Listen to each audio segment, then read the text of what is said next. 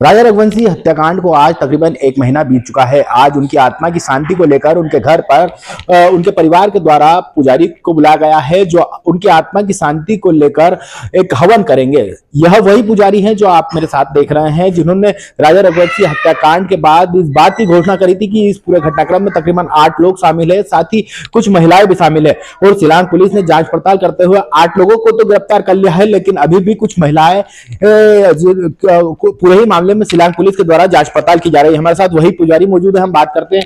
पंडित जी, आपने पहली घोषणा करी थी 8 लोग शामिल है, महिलाओं का भी हाथ है जी। अब किस तरह से पूरा घटनाक्रम, चूंकि आपके इर्द गिर्द घूम रहा है, आपने जो भविष्यवाणी की थी वो पूरी तरीके से सटीक बैठी है, क्या कहना चाहोगे जी?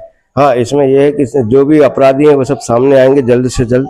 इसमें जो मेरे को एक महिला दिख रही थी वो मैंने आपको बता दिया था, और वो भी सामने जल्द से जल्द आने वाले हैं। कुंडली में और कुछ नजर आया? जैसे सोनम ने तो अपना गुनाह एक्सेप्ट कर लिया है, कुछ और घटनाक्रम शामिल हो सकता है? हत्याकांड की और कुछ बातें शामिल हो सकती है? अब हत्याकांड में जो थी वो सारी चीजें आ चुकी हैं। अब इसमें जैसे मान लो दोबारा प्रश्न होता है, कोई चीजें होती हैं तो फिर वो सामने आएगा। अभी ऐसा कोई प्रश्न हुआ नहीं है। इसके बाद अब चूंकि ये आप राजा रघुवंशी का पूरा हत्याकांड में जो जो लोग शामिल थे उनकी घोषणा कर चुके हैं, किस तरह से अब लोग आपके पास कुंडली दिखाने आ रहे हैं, क्या प्रभाव पड़ रहा है? देखिए, अभी तक जो है MP, महाराष्ट्र, गुजरात, राजस्थान, गुवाहाटी, आसाम, उड़ीसा और अपना सारे जगह से, इटली वगैरह से भी कुंडली आ रही हैं, और सारों का मैं सर्च कर रहा हूँ, है ना। सभी को सारी चीजें बता दी हैं।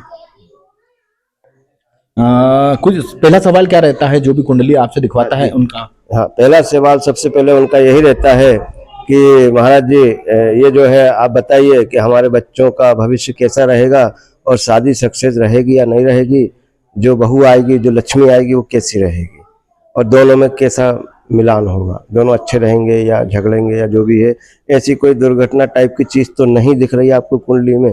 दिखती है तो मैं बता देता हूँ, नहीं दिखती है तो मैं साफ कर देता हूँ, साहब इसमें कुछ नहीं, बढ़िया रहेंगे, कोई दिक्कत। क्या ये सब घटनाक्रम होने के बाद ही हुआ क्या सब कुछ? हाँ, ये राजा के जाने के बाद ये सारी चीजें सामने आ रही हैं और लोग प्रश्न कर रहे हैं, क्योंकि इससे पहले ऐसी कोई घटना हुई भी नहीं थी। ये थे हमारे साथ मुख्य पुजारी, जिनका कहना है कि राजा की मौत के बाद जिस तरह से कुंडली मिलान को लेकर जो लोग उनसे सवाल कर रहे हैं, तो पहला सवाल उनका यही रहता है कि जो आने वाली बहू है या जो आने वाला दामाद है उसकी कुंडली क्या बोल रही है, और उसी के आधार पर उसका निराकरण भी कर रहे हैं। इंदौर से टीवी 9 भारत पर इसके लिए संदीप मिश्रा।